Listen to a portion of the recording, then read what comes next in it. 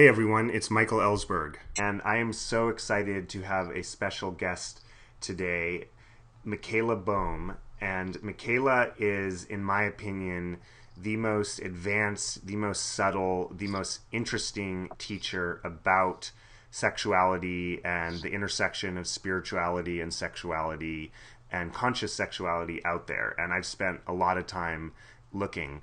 I first met Michaela when I went to a workshop taught by David Deida, who's the author of The Way of the Superior Man, quite some time ago. And at that time, Michaela was traveling and teaching with David Deida, and she did so for 13 years. She's a lineage holder in a Kashmiri Shivaism tantra lineage. And now has gone out into the world and is teaching her own material to her own audience. Michaela, thank you so much for being here. I'm so excited to have you. Thank you for having me. And today we are going to talk about the dark side of conscious sexuality. And what I mean by that, when I say that, is that anytime you go towards something, you're always going away from something. And I'm always curious about, like, what is the away from that we're going, that we're not paying attention to when we're going towards something. And so there's this whole scene, and there's this whole kind of world of conscious sexuality, which includes tantra, and it includes people looking into questions about what is the conscious masculine, what is the conscious feminine, what is the divine masculine, what is the divine feminine. And I love this world, and I am a part of it, and a lot of my friends are a part of it. And I'm always curious about, like, what's not being talked about. What are the things that everybody knows but nobody's talking about.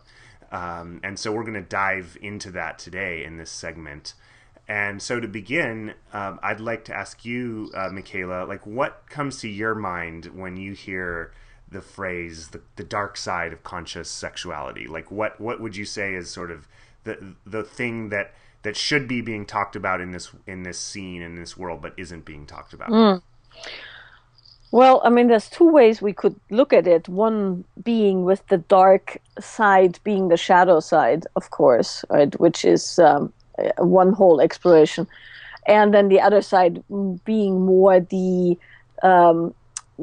realms of sexuality that are more on the darker spectrum of expression, right? The nastier, kinkier uh, Well, aspect. I'm going to want to talk about that at some point in the call. Yeah. Um, Well, both of those can be viewed through the lens of what you're talking about in the bigger picture, which is what's not examined.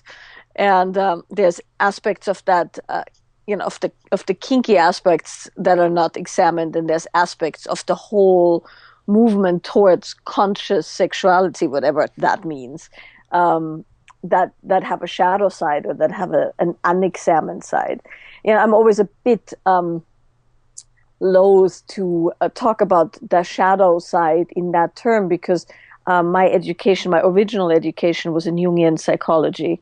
And, of course, in Jungian psychology, the shadow is defined very specifically.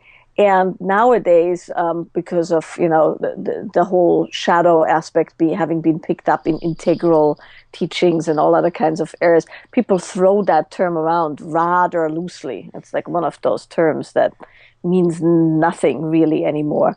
But so I think the more unexamined or the areas of that particular quest for um, an aspect of sexuality that's bringing, I don't know exactly how to say it, but that's bringing all aspects forward, the spiritual, the actual physical, the sexual, the psychological, if you want to call that conscious sexuality or tantra, there's a lot of different aspects to it, all of which have examined sides and unexamined sides. let's Since you brought that up, and since we have the benefit of an expert in Jungian psychology here, what is your take on the kind of the classical, correct way to think about the shadow that isn't watered down, as you mentioned? Well, there's several ways to look at it. The way I work with it with my clients, and in the way I'm looking at it, that it's the shadow always has a very negative connotation to it, and it's it's not negative in itself. It's just unexamined. It's the pieces that are not seen, the blind spots, and that's how I use it, and that's how I was taught originally. There's a lot more to it, of course, but it's the blind spot that's so important to work with when you do psychological work. And therein lies a bit of an issue, because I personally don't think that sacred sexuality or tantra should be psychological work or healing work, but it's used like that a lot, and therein lies a huge issue, I think, personally. Yeah, let's talk about that. I think that's very key to this topic, is the whole idea of spiritual bypass, which, as I understand it, is basically when somebody is using spiritual concepts, using a spiritual path, a spiritual quest to actually avoid dealing with things that they might otherwise need to deal with in psychotherapy or some other kind of healing, and they're kind of using it to bypass that, and there becomes almost a dissociation. And you meet a lot of these people in the conscious spirituality realms where you could just tell they're really dissociated from a lot of the underlying issues that they actually were seeking, the spiritual path or this sexual tantric path to deal with in the first place. Mm-hmm. Yeah, I think to end off where where I finished the last question, the the notion that explorations in sexuality and explorations in particularly in what we call sacred sexuality, which is a wide spectrum, all in itself, but explorations in sexuality being used as a healing tool is dicey, because you are essentially assuming that if you, like, let's say you had an injury, right? Let's say you had a physical injury. Let's go there for a moment, right? You broke your leg. Well, if you broke your leg, the first thing that needs to happen is the leg needs actual healing. You need a cast or a plate or in surgery to keep the leg together if it's a very bad break. And when your bone has healed together and the acute phase of your injury has passed, then you go and you do things appropriate for regaining maximum mobility and functionality. Based on your injury, you're going to be successful, and it might never hurt, and you just move on as, always. Or if it's a very bad injury, you will maybe always have a limp, and you will have to learn how to move or ski or whatever you like to do with a limp. And so the equivalent of that in the sexual domain is somebody who sustained a sexual injury, either through abuse, could have happened just, in the course of early adolescent, sexual exploration, could be trauma that is not directly sexual but bled over into the sexual realm. So you sustain an injury, and then in an ideal world, that injury gets attended to in the acute version, which is the break, so to speak. But of course, the nature of acute sexual trauma or acute sexual injury is that it's usually not treated. And so a lot of people have what amounts to the equivalent of a badly healed broken leg in the, not all people, but some people, they have a badly broken leg that was never set and that was never dealt with. And so now they have a distinct limp in their sexual behavior, so to speak. And that is what they're dealing with. Now, you could, of course, re-break the leg, do surgery, do the play. It's, you can do the equivalent of that in the sexual arena. But for the most part, you're going to be stuck with a certain limp or a certain kink or a certain contraction or a certain injury.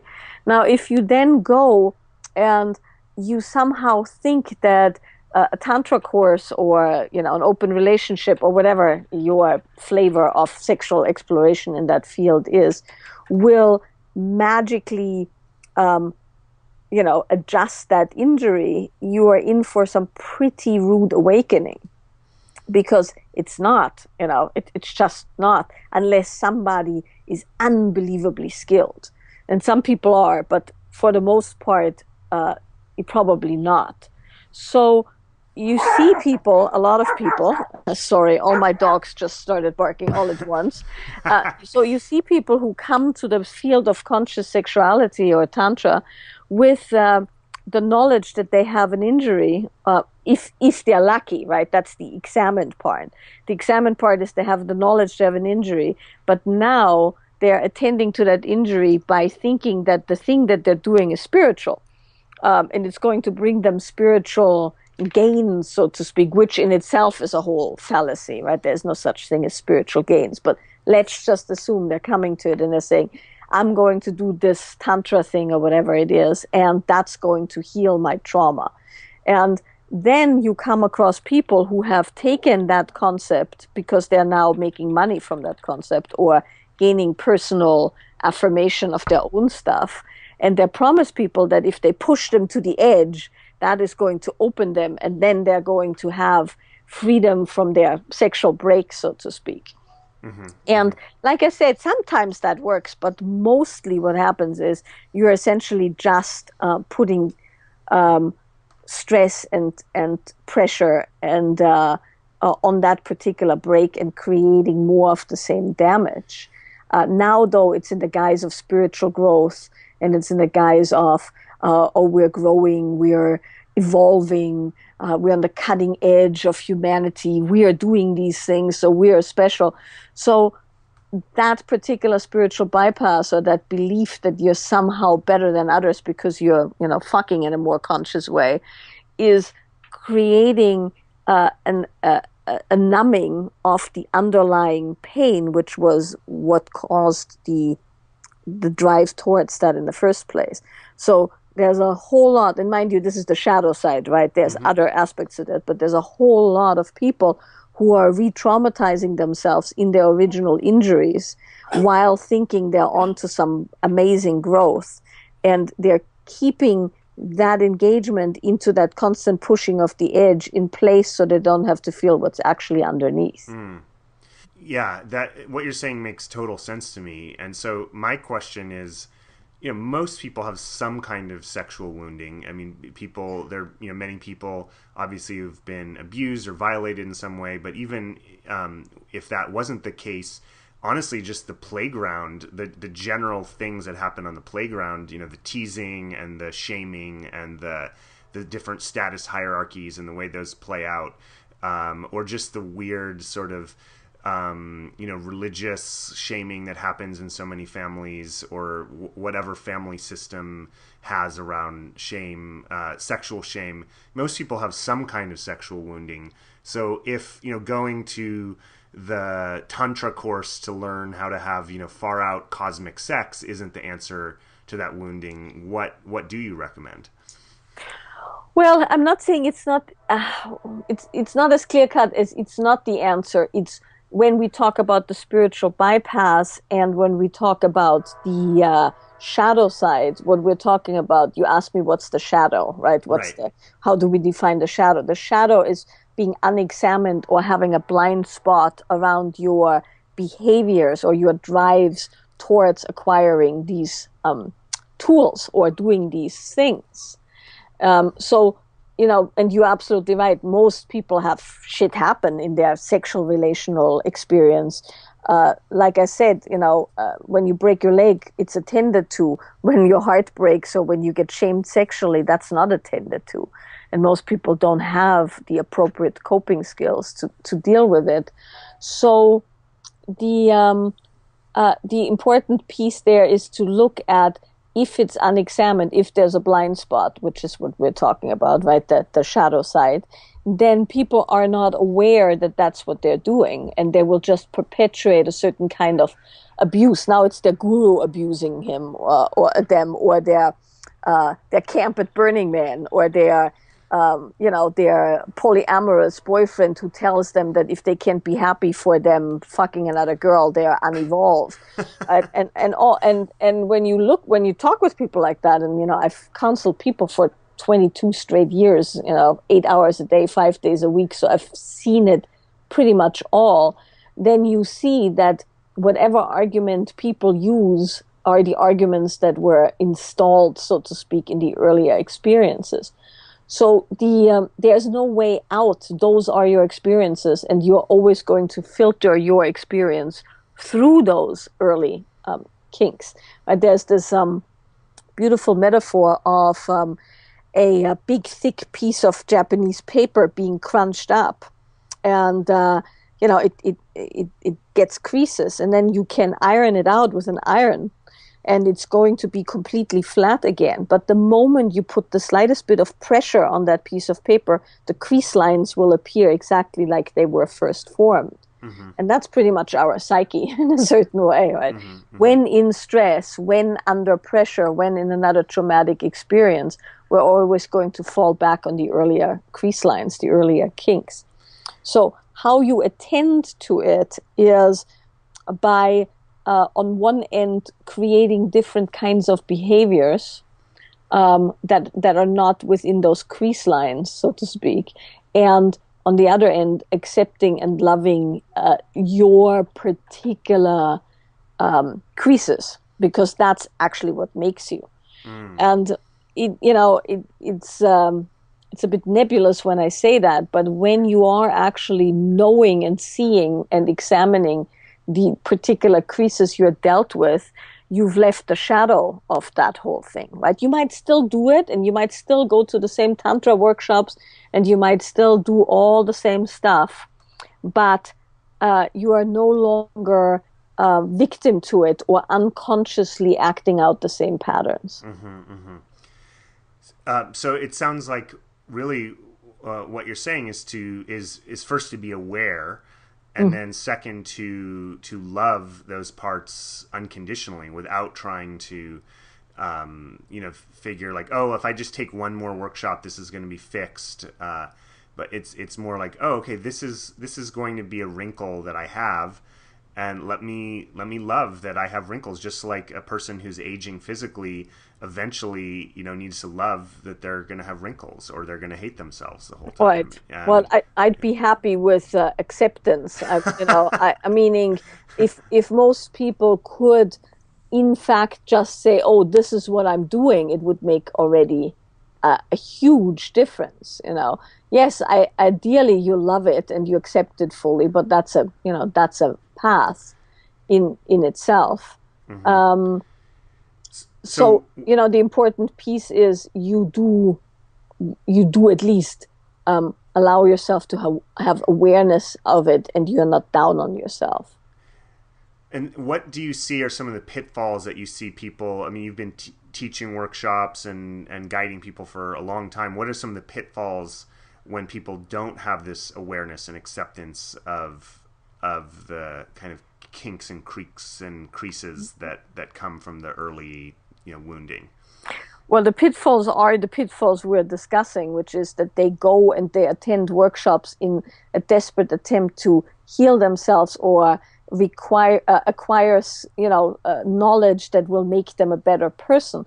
And in there, of course, lies a horrible problem, because whoever you are is who you are, and you are innately born good and complete and perfect.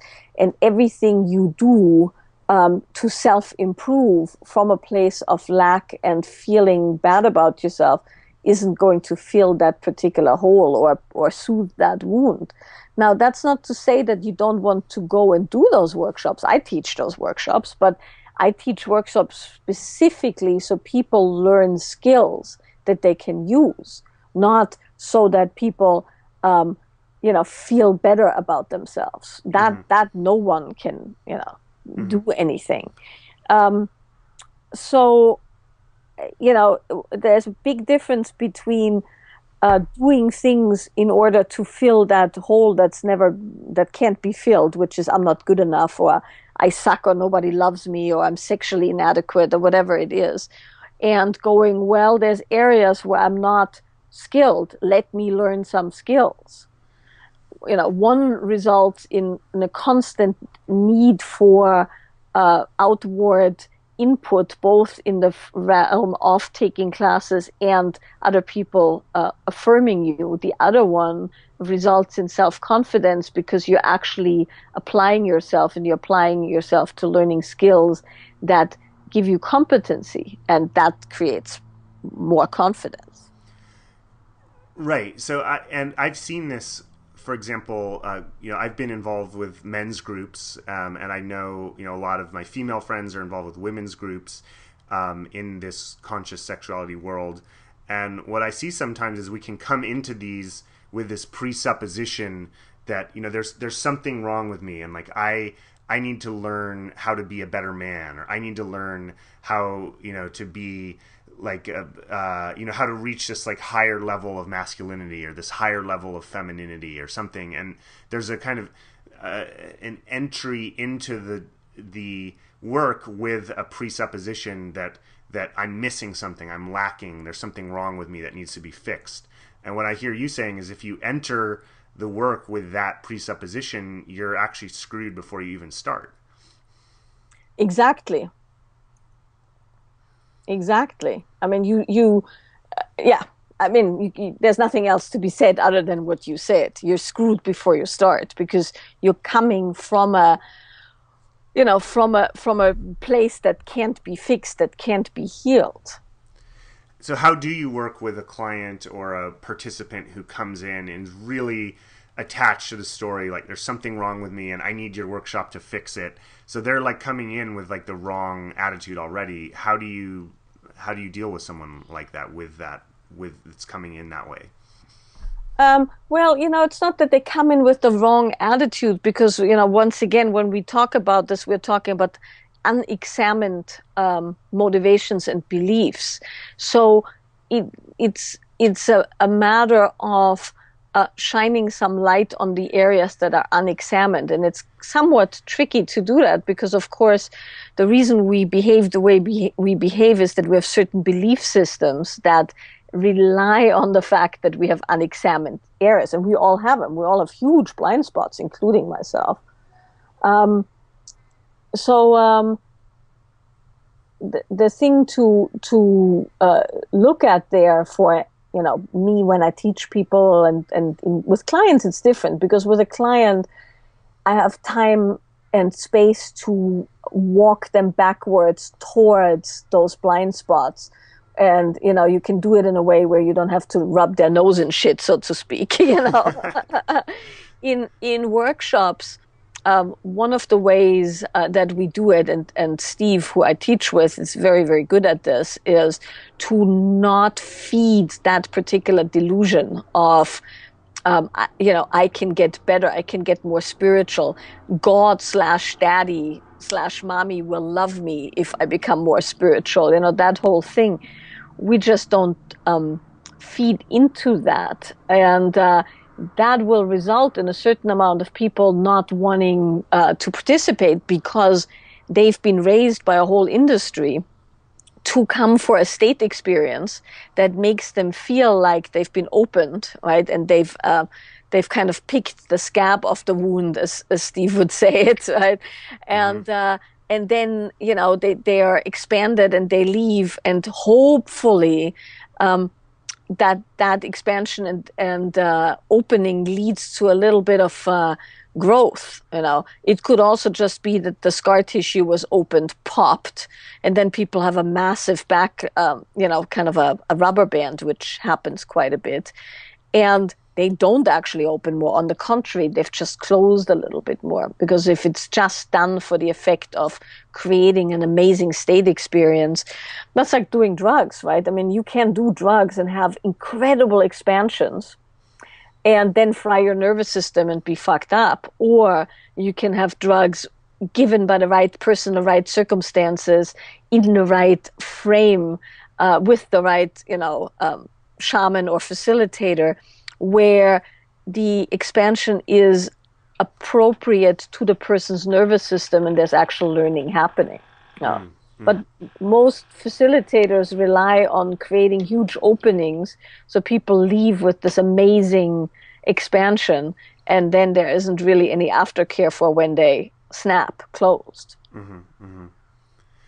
And something you said really stuck out at me there was uh, this whole idea that like I'll be worthy of love if such and such. Like if I think a lot of people come into personal growth workshops or spiritual teachings with a sense of like, okay, I don't have such and such, and when I do have that, then I'll be worthy of love, and that seems to me. I mean, I've seen a lot of people in this world where they're really, really like stressed out about like I've got to do this the right way, and I've got to like be this like conscious masculine or this conscious feminine, and I've got to like live up to this ideal, and it seems almost like a recontinuation of the shaming that maybe happened in their family or on the playground or something, where it's like you're not living up, you're not good enough, you're not, and people have just found another thing to not be good enough at. Exactly. Exactly. It's just another thing, right? And you're projecting all your parents' stuff and you're projecting all your, I mean, and that's why it's very interesting when people have teachers and gurus, because it can be held both ways. It can be held in a way where you actually get to examine those things, or it can be used to make you just pay and tithe and contribute and go from workshop to workshop to workshop.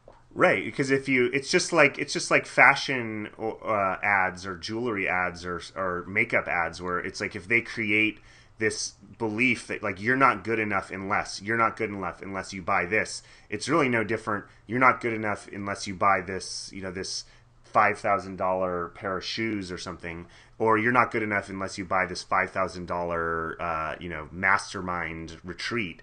Yeah, It's all kind of the same type of marketing. yeah, exactly. You are wrong. We have the answer. Drink this snake oil or buy this snake oil. Yeah. It's actually so rare to find somebody who doesn't operate that way and who doesn't, because it's tempting for someone who's like running a business to kind of like make people think like, oh well, you're really going to be fixed if you do this next level training, and so many different personal growth workshops have that kind of attitude. It's incredibly refreshing to talk with someone who has the integrity to just say, no, you're already fine. Actually, you're totally worthy of love, whether you study with me or not, whether you take my next training or not. Yeah, well, and that's not to say I don't have to do marketing and all the things that one does when one fills workshops, but one of the reasons I'm out on my own, I mean, there's many, one of which I inherited my original teacher's tantra lineage, which is quite a responsibility as far as actually training other people to teach, which I'm doing now. We talked about it. I'm doing a teacher training, but the other reason I've kind of moved on is that the selling of the snake oil, opening of the experience, and then the not educating and integrating is something that I just don't want to do, because I see what it does, and what it does is a phenomenon that you see quite a lot, which is people get very dogmatic. They're trying to find something that they can hold on to because there isn't an actual education on what's the next step, how do you integrate it, where do you go from here now that you've had this experience.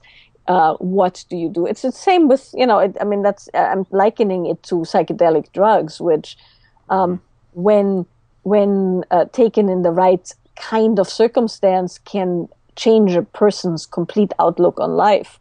Or you're just going to always have to have a drug dealer nearby for your next experience. Right. And I don't want to necessarily be the one who's pushing the drugs if I can help it.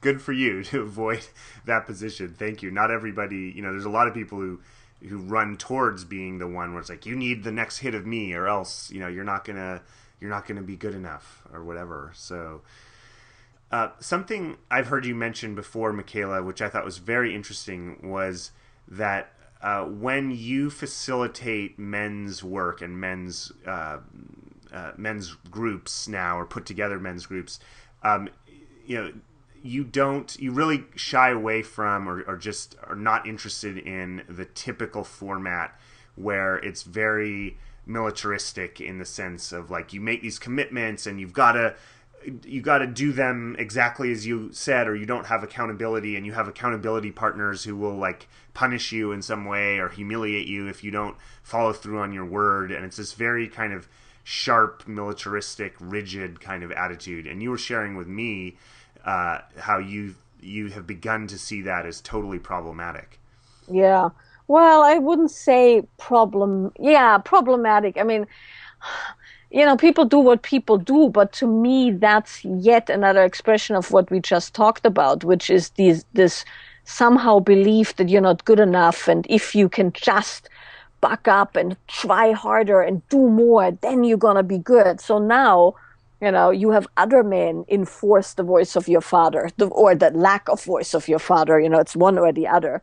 It's just the different sides of the coin, or the voice of God, or the voice of your guru, right? Where you now make other people responsible for abusing you into proper behavior. And that to me is just ridiculous. And I understand that some people are flaky and lacking of stuff and all of that, but to attend to that in a men's group in a way that you have other people punish you and shame you and give you consequences, and you pay money, and you get kicked out for not being accountable. That's just more of the same. That's the thing that I'm talking about, where you are just very unconsciously giving over authority to other people to act out the injuries of your childhood. Because the thing is, if you're not doing the shit that you want to be doing, you have to look at that from a place of, well, are you doing them in the first place? And I saw that a lot in the earlier iterations of men's groups. A lot of guys, when you really question why they came up with the goals or the things that they said they wanted to do, they were completely born out of that particular quest for getting daddy's or God's or a woman's approval. Mm-hmm. That it wasn't really born from the deepest desire. Mm-hmm.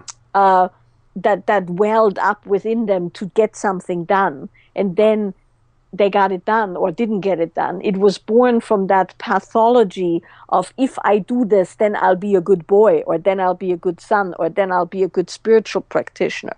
And so when you look at it that way, and you take it back a few steps and you look at somebody's stuff coming from an actual true motivation, and not just a motivation to make up for whatever their childhood wounding was, they usually don't have a problem doing that. They might want other men to reflect some things to them, but they certainly don't need other men to exact punishment for them not having gotten their ass out of bed in the morning. Because when it comes from the proper motivation, you get your ass up in the morning all right? And if you don't, you look at it more from a functional space of, well, you didn't sleep enough, or you are drinking too much coffee late at night, and not from a place of, okay, man, I need to be more accountable. That to me is just infantilizing, disempowering, and emasculating in a different way. You can hear I get foaming at the mouth when I talk about it, because one of the things that have been just incredibly beautiful in the last, I would say, year and a half, is that in my own men's groups and men's workshops, and with the strong influence of Steve, who I teach with, we've really gone away from these things so completely, and working on getting guys in touch with the somatic reasons for what they're doing, and the emotional underpinnings of what happens in their bodies, and giving them confidence, and giving them skills, and training them in somatic ways, so these things happen automatically. I mean, there's a guy in one of my men's groups who went from being a daily heavy pot smoker, very unmotivated in a certain way, to kicking serious ass and totally having changed pretty much everything in his life except his job, which he seems to really enjoy. And he is such a different human being, and nobody ever held him accountable. He never asked for, it was never the, okay, I can't smoke. If I come back next time and I've smoked, I put $100 in a jar. It was none of that. It was never even mentioned. I didn't know that was going on till he came one day and said, I haven't touched, weed in 6 weeks, and I didn't even notice.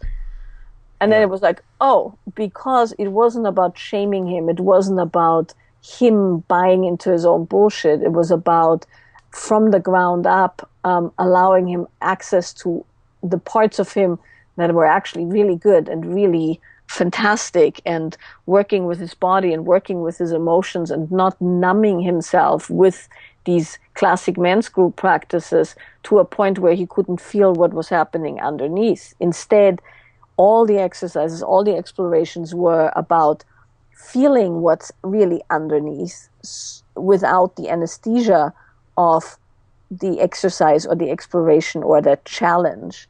And with that, he owned it, he knew it, he did it. Nobody ever talked about it. He came out with it as an afterthought, and everybody had just nothing but amazing respect for him, and was motivated. Wonderful. What do you see as some of the pitfalls in the way that women's groups are often run? I know that they tend to have less of that militaristic kind of accountability, shaming kind of tone. But where do you see some of the pitfalls in the women's work that you see out there, and how you like to run things differently? Well, the same is true for the women. It's just, it has a different flavor. For the women, it usually plays out with, if you were just the goddess, and if people would just accept you as the goddess. So it goes both ways. It's like the need for outside validation, where people have to accept you as a goddess, and the need for learning the skills so you can be the kind of woman who gets a good man.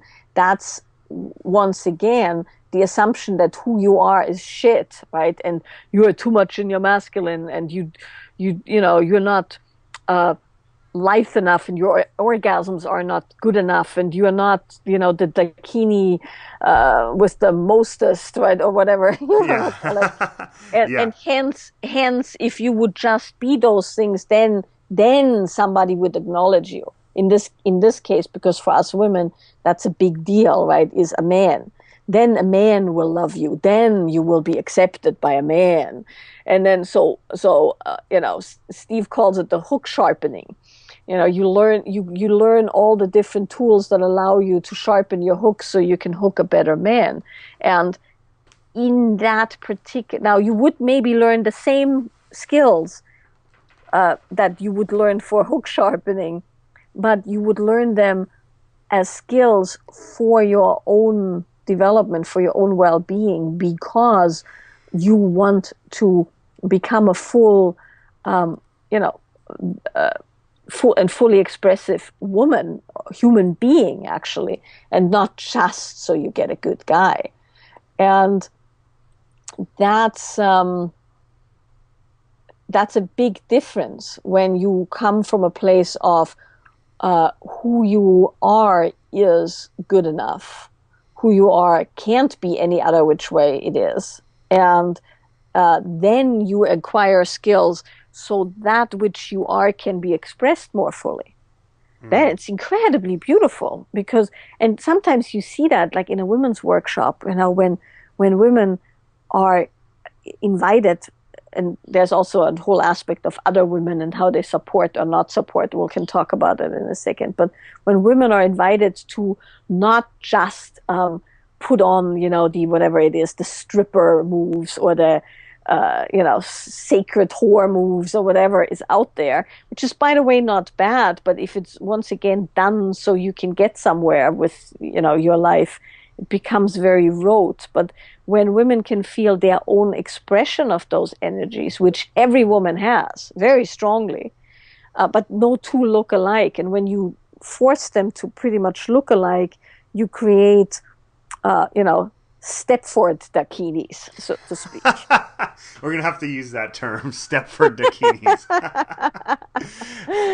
I don't know where that just came from, but that is a very good term, That right? is a great Yeah, term. and that's what then happens, right? Is you have Stepford Dakinis who all move the same way and who all do the same things and they all wear the same clothes pretty much, and everybody looks like they've just stepped off the playa or whatever.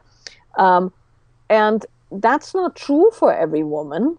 I mean, that is just not true. And when it comes from that place of let me bring who I am into the world, into existence, into movement, into fullness, not from a place of lack, but from a place of abundance and plenty as a gift, that's a whole other story. And you can totally tell the difference between the desperation of the, do you love me? Do you love me? Am I doing this right? Is this good?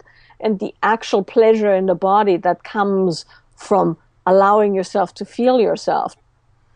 So what I'm hearing, Michaela, is that a lot of people come into conscious sexuality work. The men and the women come into it often with this sense of, if I just do this, I'm going to get the perfect goddess, or if I just do this, I'm going to get the perfect god, and it's almost like there's a desperation, as you've described it, that people are coming in. And I have a question about that, which may be a little bit of a tangent, but I think we're going to wind back into seeing exactly how this fits in. Is there's a general sense when I talk to people in this world, in this scene, that there's a kind of question of like, where are all the men, And it's like I know a lot of women in their 30s who have really done a lot of work on themselves, and they are really kicking ass in their career, and they've got their health and their wellness together, and they've got their creativity, and they've got their social circle and their sisters, and they're earning money, and they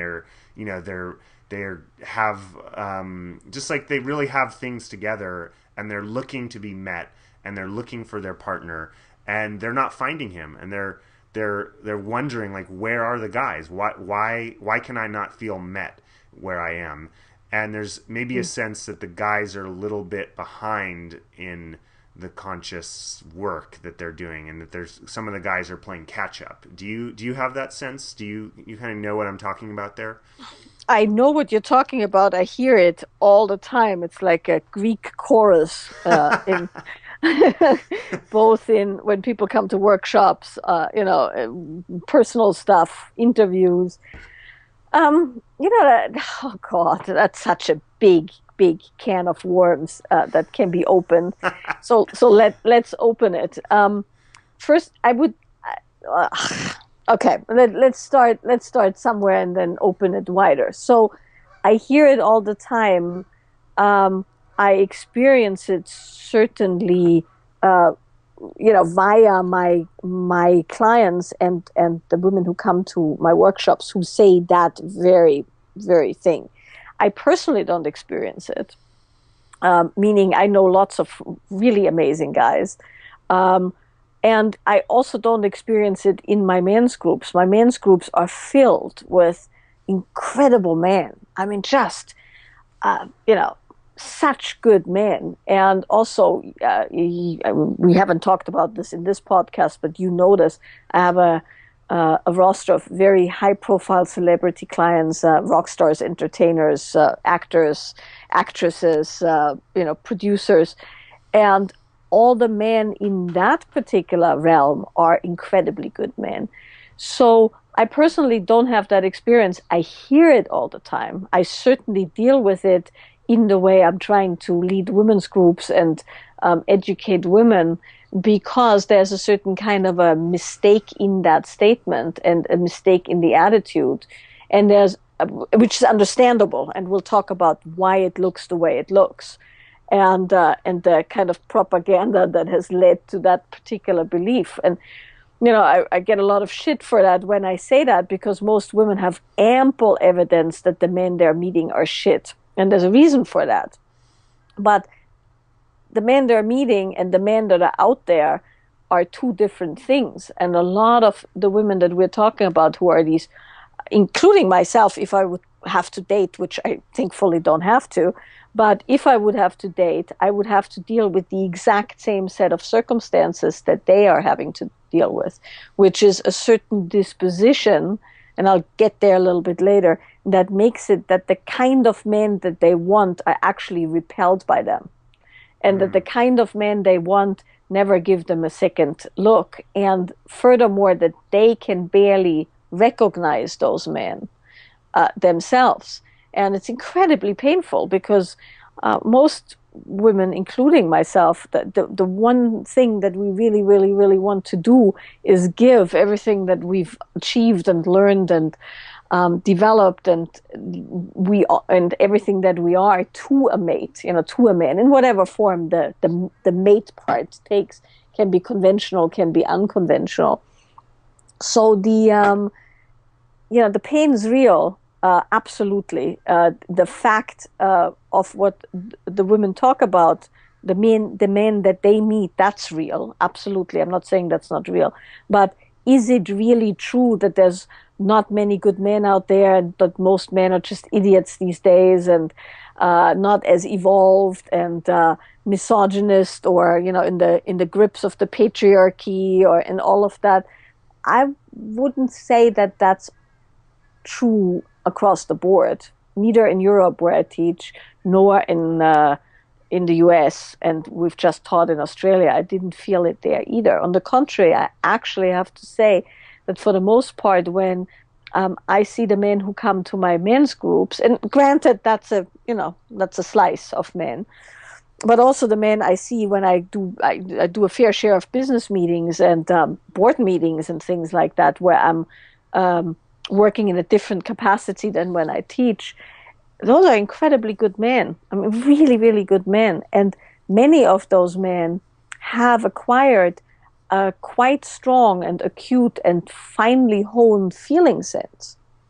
And, for many, many years, in many, many books, it's always been described that men are just these dolts. They can't feel anything. They can't perceive anything, and they have to be hit over the head with large emotions and all of that. And that used to be true 15, 20 years ago.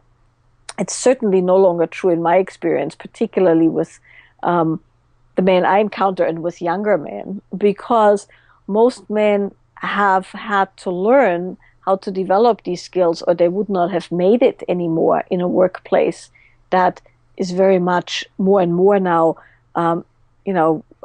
interspersed with very strong, accomplished women, with, men raising their children, or many men raising their children while women are out there working, or as single fathers or things of that nature. So most guys I know have a very strong feeling sense, and they had to develop it, and they had to learn it, and they had to acquire tools and skills like intuition and feeling another person and appropriate social response, because that wasn't taught naturally. There's a whole other tangent I could go on to, which I'm just bookmarking here, which is the lack of touch amongst men, which plays into this as well. Mm-hmm. But for the most part, men have acquired these skills, while for the most part, women have actively worked against those skills, because, and this is true for me as much as for any of the women I know who are in very high stress, high powered, high performance positions, right? I just taught in front of 1,000 people, and that requires a certain kind of I don't want to say clenching down, but narrowing and channeling of your energy, because it's not a clenching down, but it's a certain narrowing and channeling and directing of energy that makes you less sensitive. It makes you less feeling. And particularly if you work a corporate job and you're in a boardroom and you have to make decisions based from a very rational standpoint, not from what you're feeling in your body, because that's not appropriate for the workplace. It's appropriate for your sexual relationship. But so a lot of women have actively numbed that part of them, or it just happened in the very masculine workforce. Either way, active or as a collateral damage. A lot of women aren't that sensitive anymore. A lot of women have also learned to be highly competitive with other women for the sake of getting ahead. So they are no longer as sensitive to social cues anymore amongst women as they used to be, because that's what was required. Now, I'm making very broad generalizations. Of course, there's always somebody who can say it's not true for me, or I'm working against this. But as a general direction, you are often seeing that the women who are the most accomplished have lost a certain amount of that feeling sense, but they still think they have it. So they trust their intuition, but it's no longer their intuition; it's their projection often. And it's not very examined because it's always considered that a woman's domain to be finely feeling and intuitive and act from your gut. But that's no longer through true. While a lot of men who've been considered, blunt instruments have become quite finely tuned. Mm-hmm. So I'm saying all of this to say that what's assumed that's out there isn't what's out there anymore. And there's a lot of dogma and a lot of writing and teaching on men being that way and women being that way, and women having this genius of energy and sensitivity. Mostly when I have people in workshops and they stand facing each other, and they're doing exercises that have to do with attraction and all of that, that's actually no longer true. Mm-hmm. So that's one piece. And then coming back to the women who want the kind of men that are the good men, that are considered the good men.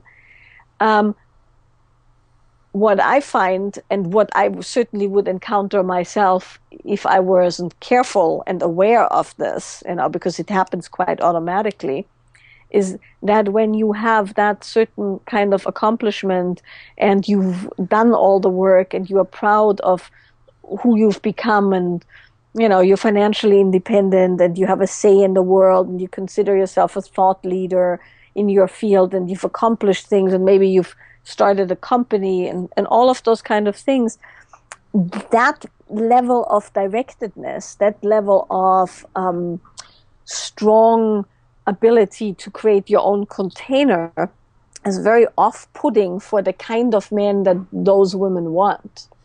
Mm-hmm. Just because there's no room. There's absolutely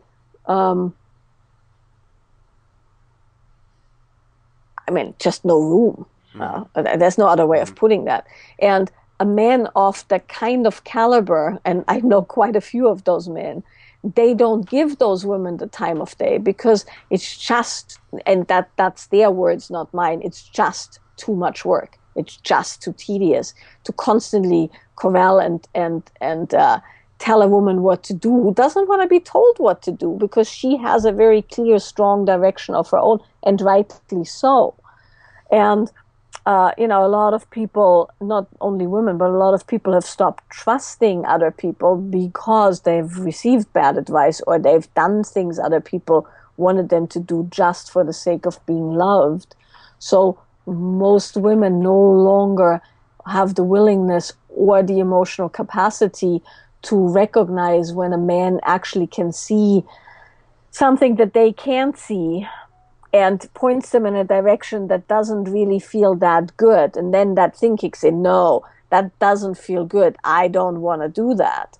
Which could be a sign that actually it isn't good, or it could be a sign that this is a man who maybe has a bigger vision and who is maybe a little bit more accomplished in a certain domain, who is willing to give some guidance. And then when that guidance is refused, or when you have women who in the kink scene you would call a bratty bottom, right? Mm-hmm. A woman who will just fight you all the way because she wants to be overwhelmed by your direction. Mm-hmm. Most guys who are really that accomplished, they just immediately move on. And it's so subtle. I've heard guys say that they go on a date with a woman, or they even are approaching a woman, like let's say in a social situation, and that woman does a few little things that just assert her, her need to run her own ship. They immediately move on because they don't have the willingness to do that thing that's so well described in men's groups, weather her storm, give her the strong direction. That's all good and fine if there's an opening. Otherwise, right, it's like you're fucking a wall, essentially, right? There's no opening. There has to be an opening, and then that opening can be enlarged, so to speak, and the woman in question can relax and can see if she can actually trust the man gradually and over time. But if there isn't an opening, those good men aren't even going there.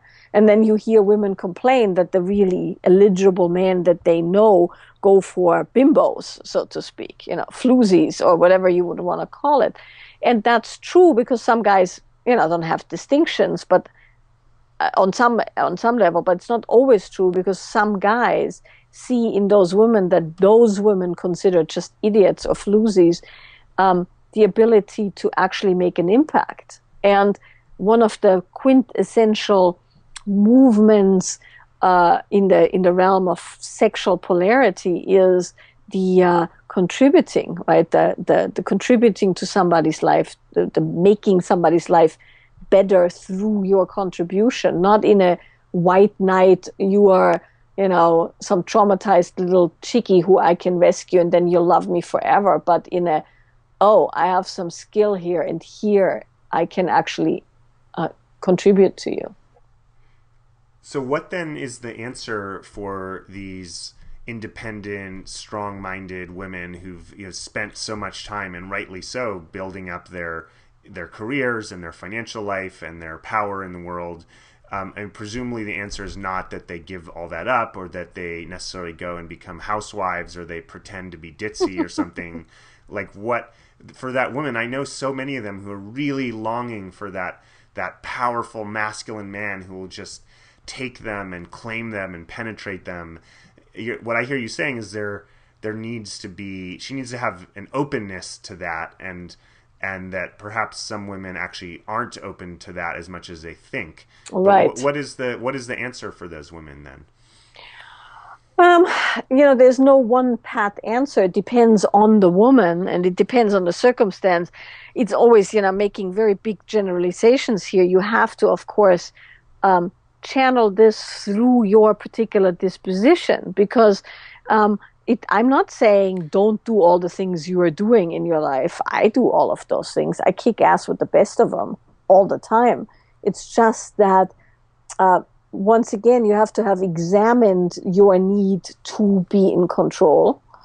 And is that need based on not being able to give it up, or is that based on the knowledge of your innate gifts and that you want to yield them, wield them to your fullest power, which will mean you're kicking some ass and you make your own things happen? Or is it just because you have to do that once again so that you're acknowledged and loved and things like that? And then from there you learn, and that's a big part of what I do, in my professional life. You learn how to relax that focus. How do you relax that direction for the sake of the relational sexual interaction? And what that mostly means is that you're going to have to work with your body, because the thing you do all day is the thing your body does always, right? Or almost always. So that whole thing, I want to be ravished by a strong masculine man. Well, if your body can't relax, and if a guy has to work really, really, really hard just to get you somewhat open, that's not the best way to go, because it's often considered that if a guy just does it right, then it's all gonna be okay.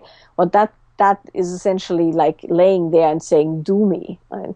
There has to be an ability in the body to go from directed to pleasure, to pleasurable, right? There has to be an ability to both be incredibly focused and also let it go and allow the natural flow of the body and the natural flow of the emotions to go. And that doesn't just happen. And most women know that, hence all the goddess circle and the, womb dancing and the this and the that. That's the right idea. It just can't come from a place of lack. It just has to come from a place of, oh, these are skills I don't have in my body. If you've never played the piano and I give you a piano, you might love piano music. You might have read all about playing the piano. But if I give you a piano, your fingers will not have the skills to play the piano.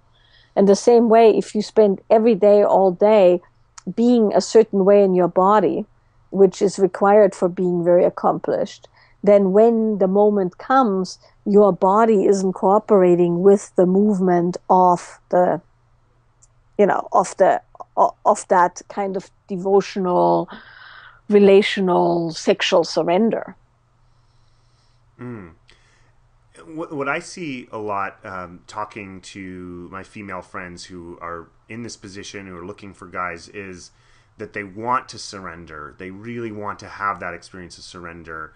And what I see, though, is they meet guys who are like what in their view, like most of the way there, like they're not like total duds, but they're like, oh, I don't really fully trust this guy enough to surrender. And then what I see is this downward spiral where like the guy collapses because he's feeling judged. He's like, well, you don't trust me. And then he sort of like maybe has some kind of, hissy fit or something about like, you're not trusting me. And then the woman trusts him less. And then and it's this downward spiral where neither side is having the experience that they want.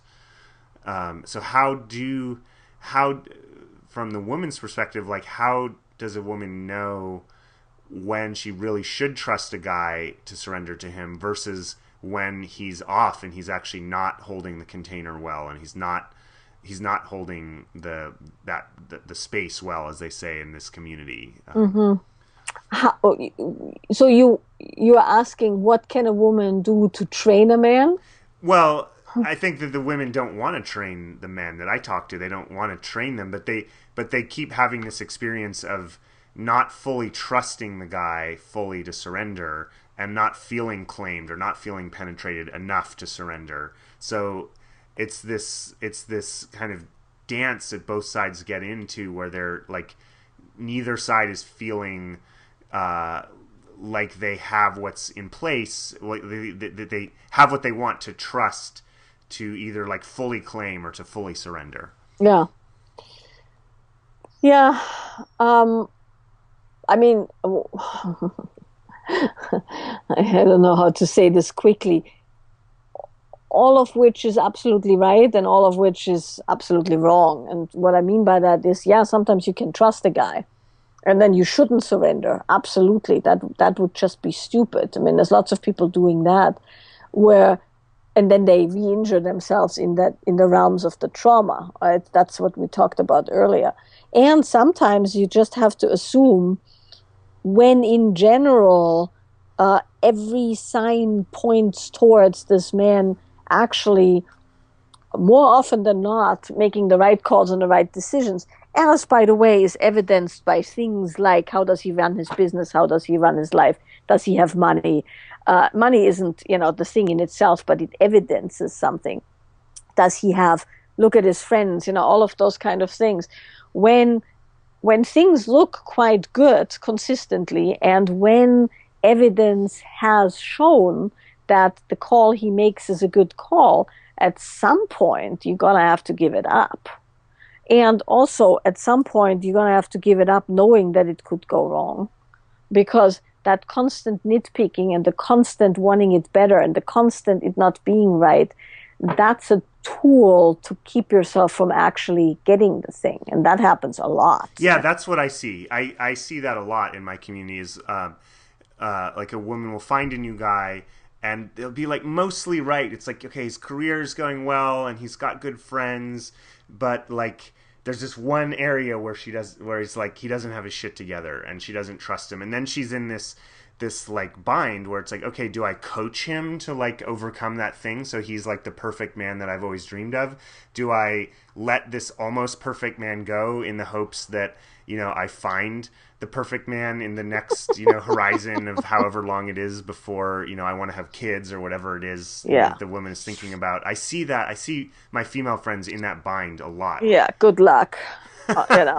Because I mean that would somehow that connotes that she's perfect, and if she could just find the perfect man, then everything would be perfect.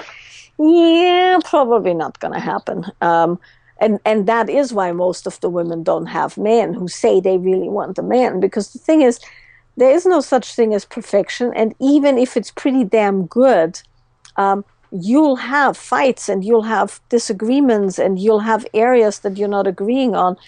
And it's a complete insanity to assume that another person can give you everything you want to begin with. Right? That's just never going to happen, particularly not in the context of the lives we are leading right now, which are not the lives our parents or grandparents led. Right? Nobody expected that your mate fulfilled all your requirements. You got together for a specific reason, and that was mostly you had children, and maybe you ran a business together, or something of that nature. But you didn't expect that your husband or wife was everything. Right? Now you're supposed to be business partners, collaborative partners in spiritual growth, fantastic lovers, conscious parents, whores in the bedroom, CEOs in the boardroom, whatever. I mean, that's just not possible. It's just not. And so all that, well, he's good in all those areas, but not in this one, is very tricky, because also every time you say that, you're once again sending a message that who they are isn't good enough. And anybody who is actually somewhat sane isn't going to put up with that. And anybody who is into some codependent play of that kind is then going to engage in that dance of insanity that you see all the time, right? Where people break up, they get back together, they make each other's lives hell for no other reason than it's not exactly the way you want it. And chances are pretty good that the person who is making the request that one area isn't fine also has areas that are less than, perfect. Yeah. So at some point, you're going to have to just say, okay, well, as I can see, and as my friends can see, and as is evidenced by outside markers that are fairly clear markers, this man, more often than not, makes good decisions, and I can't trust him. And yeah, he isn't perfect, and sometimes he fucks up, and I get hurt. But for the most part, I like where he's going, and that's where I want to go. But of course, what you see much more is women who pick a guy who isn't quite that which they desire, figuring that they can, like you said, coach him to become that man. And that, of course, is death, because what is he going to do? If he does what she tells him to do, he's her little boy or her bitch. If he doesn't, he's an asshole. Yeah. Yeah, so it's a complete double bind, and you see it so much. Yeah, whenever I have a female friend who is in some way trying to coach her guy to be the guy she wants him to be, I point that out. I'm like, look, you're not going to be happy either way on this one, because if, just like you said, if he becomes your good little student, then like if you're wanting that powerful man, you don't want the little student who's like your good A+ student who puts the apple on your desk, Right. Let's talk about on the guy's side here, the kind of counterpart narrative I hear or I observe a lot on the guy's side in terms of those who say they're wanting to be in a relationship. I know like multiple guys in this position, and honestly I've been in this position at times in my life too, where they're like, yeah, I'm looking for my partner, I'm looking for my match, I'm looking for the goddess, but really if you look at their behavior, it's like they're looking for the goddesses that are like all around them. And it's like now in this age of like Tinder and Burning Man and polyamory and kink and, you know, play parties, like it's like there's all these guys who just their attention is kind of going in every direction, and like they say like, oh yeah, I'm ready for conscious partnership, but there's so many opportunities to like party and have fun and have all these wild crazy experiences that it doesn't seem like that's where their energy is going necessarily. What's your take on that whole side of it? Well, once again, that's a question of what's examined and what's not examined, right? I mean, if it's the lip service of the guy saying the things he knows that the women like to hear, or society likes to hear, or he makes himself believe, then that's one thing. If he really wants that, that's another thing.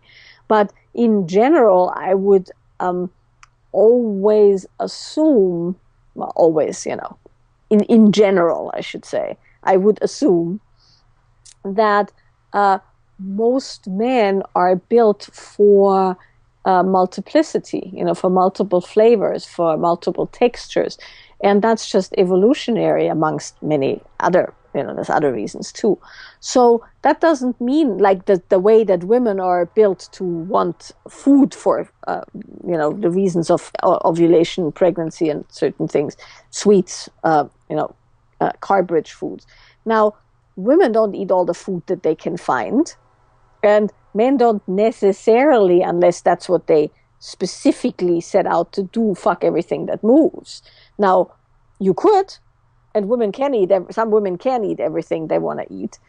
Some women eat everything they want to eat and then throw it up. Some men fuck everything they want to fuck and then, whatever. It's a whole, you can go at it like that. But in general, for most people, there comes a moment where, or for most men, there comes a moment where fucking everything that moves gets quite tiresome and involved. But to acknowledge that that's, even if you don't act on it, is in you, is very helpful. Because it's when you are saying one thing, but really something completely and entirely different is happening, that you're going to get screwed up, because you're giving one message and something else happens. And then maybe you feel bad for feeling that way because you have actually the desire to have a wife and children, but you're on Tinder every freaking evening, enjoying the spoils of Tinder. So it's once again bringing it from the darkness of the unexamined into the light and knowing what you're doing. And if you really want to find the kind of woman you want to settle down with, you probably first have to get that lack mentality out of your system, right? A lot of guys never had the sexual experiences and never had as many women as they would have liked to have. So then they go into the relationships that they think they should have, or, they get somebody pregnant, or they fall in love and they just compromise. And then it crops back up in the famous, midlife crisis and other explorations in the, we must open the relationship. All of those things can be, an outcrop of not having done it in your 20s. Or, getting divorced in your late 30s and then still not doing it because you're immediately getting into the next serial monogamy, or, maybe you open the relationship, but now you have to discuss every sexual exploit with the 3 women who are your partners, and everybody's pissed, and you are doing a lot more discussing than fucking. I've definitely seen that one. Yeah, exactly. So, and for some people that's a necessary step, but all of those are the things that happen, and it's never been explored and examined in the psyche as there is an abundance of women, there's an abundance of flavor, there's an abundance of different variations of the goddess, if you want to put it like that. And you've had enough of it that you can actually make a choice. And it's not a choice out of scarcity. Oh, I need to nail this one down because God knows if another one comes along, and then you get kind of hamstrung by the demands of that particular goddess. Or you can explore what needs to be explored till you're clean and clear enough that your choices are motivated not by scarcity but by abundance.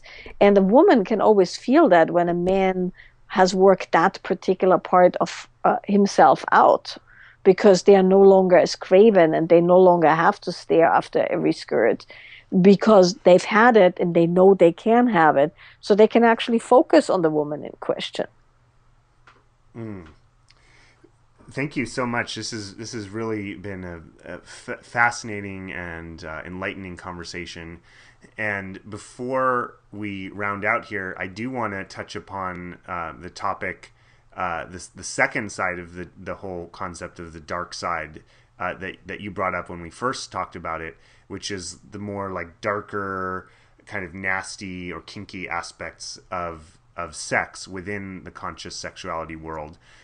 My observation, as someone who's gone quite deep into the world of kink and dominance and submission, is that there's a bit of a split between that world and the kind of tantra conscious sexuality world to a certain degree, in that a lot of times the kink and BDSM people are really skeptical of anything that seems like woo-woo or new age, and the tantra people are really threatened by the kink BDSM people because it looks like really violent or dark or somehow potentially misogynistic, with all the dominance, and the men are often the doms and the women are submitting, and they feel like that plays into patriarchy. So there's these two areas of sexuality are often not very happy bedfellows. What is your take on all of that? Well, I think there's a place for absolutely everything on that spectrum, right? It's some people like their sexual experience all dressed in white with some candles and lavender oil and flute music, and that's fine. I mean, there is people, that's their actual flavor. They want their sex that way, and then there's people who, need unbelievably extreme things to feel God, so to speak. The same thing applies, as we've talked about before. When you need to be, hung by your breasts off a tree or something like that. I just saw that, so that was rather, on the extreme end of things. Not saw that personally, saw it, on my computer. You have to ask yourself: is that how numb you are, that it takes that much to open you? Or is that the natural expression of your, psychosexual heart, mind, body, and that lets you see God, right? And that's kind of the measurement. If you're wrapping it back up with, starting with sacred sexuality, the whole idea in sacred sexuality of all kinds, from Vajrayana Buddhism to Tantra to, other forms of that, is that sexuality is a portal into the divine, in whatever way you want to say that.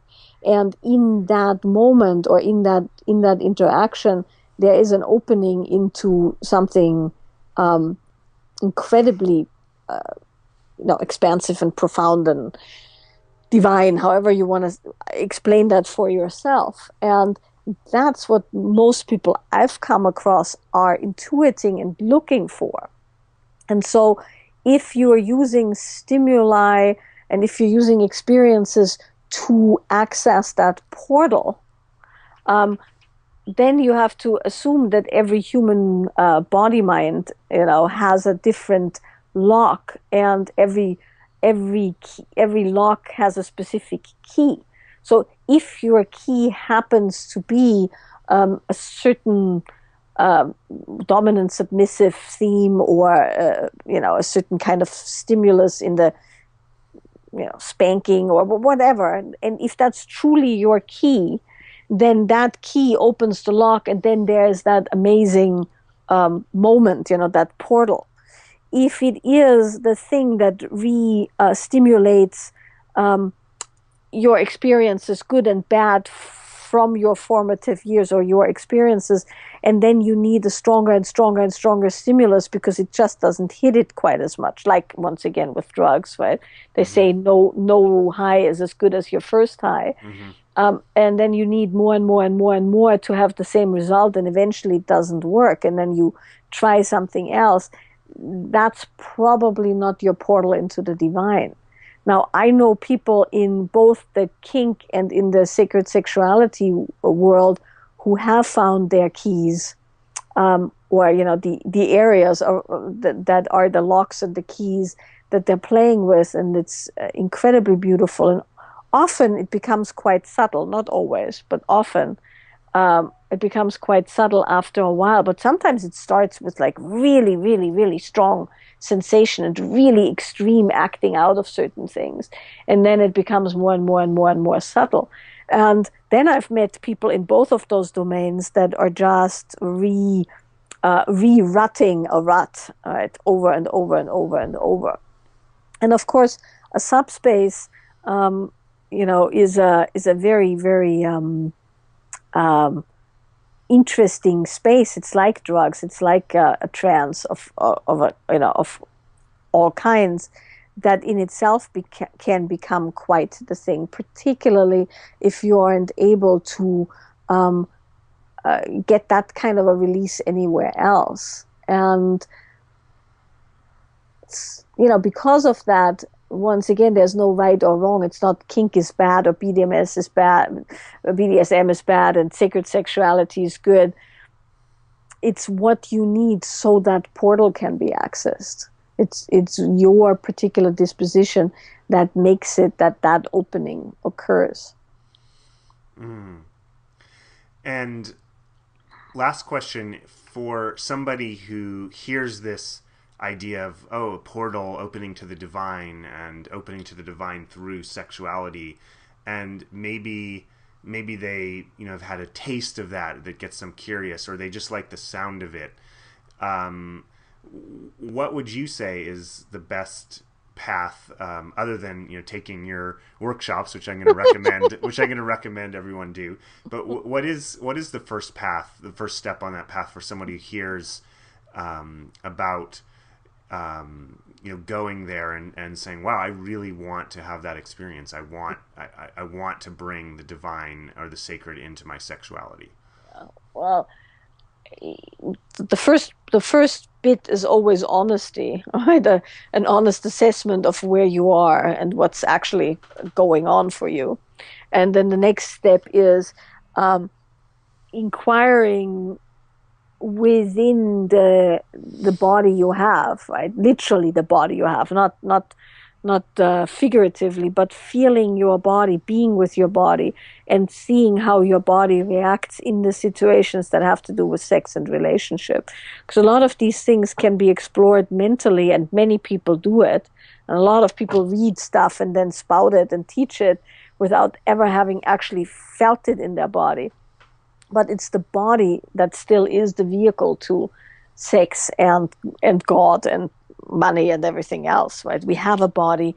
That body is an instrument, and the working with your body, the feeling of your body, the being aware of the both talents and shortcomings of your body in the realms of trauma, movement, responsiveness, closures, injuries, all of those kind of things. So the emotional and physical body, that's where I would always start. And that's a great segue to talk about your work. You teach workshops from various classes, weekend immersions, longer trainings, and my understanding is that you have a lot of focus on the somatic aspect, like you just said, in these workshops. If people want to go further, if they are curious, if they like what they've heard and want to go further, what's the next step for people if they want to work with you or find out more about you? Well, there's quite a few avenues to go. As you said, I mean, we teach things as small as 3-hour evening intros, both in Europe and in the US, and also in Australia in October. And then there's day-long classes that are a little bit more involved. And then if somebody really wants to throw all in and really immerse, there's 5 day intensives where because of the time and the length and the immersion, we can actually work with the body, actually work with the sexual body, with people's emotional dispositions as well as their sexual dispositions. So there's a lot that can be done in a 5 day. There's also 6 months kind of study group mentorship situations, 9 months groups in Europe, and now we have a teacher training where we're actually training people in two different tracks. One is an embodiment track where it's all about the opening the body and working with the body somatically, and the track that deals with the sexual attraction and the heart and the portal, so to speak. So there's a wide variety. Also for people, who don't or can't come to workshops, there's I think 50 plus hours on SoundCloud of my stuff, and there's courses on my website, like audio courses on my website. So there's lots and lots and lots of ways to dig in deeper. And then Steve and I also work with people privately where we give actual instruction, tailored instruction, uh, anything from an hour to a whole weekend or longer, where we go and put people in the very situations that they're working with and training them and working with them somatically and working with their specific sexual questions and all other related things. Great. And for those listening, I'm going to put a link out to your site on my site. But if you're listening and you're not in front of the computer right now, it's Michaela Boehm, MichaelaBoehm.com, MichaelaBoehm.com. And if you're listening here and you want to find out more about me, it's Michael Ellsberg at Ellsberg.com, ELLSBERG.com. Michaela, thank you so much for joining me today. It was such a great talk, and I learned so much talking with you. Thank you very much. And everyone listening, please, if you haven't gotten into Michaela's world, check her out on the web. Listen to her other audios. Go to her classes. I really think she's the best of the best out there on this topic. Thank you so much.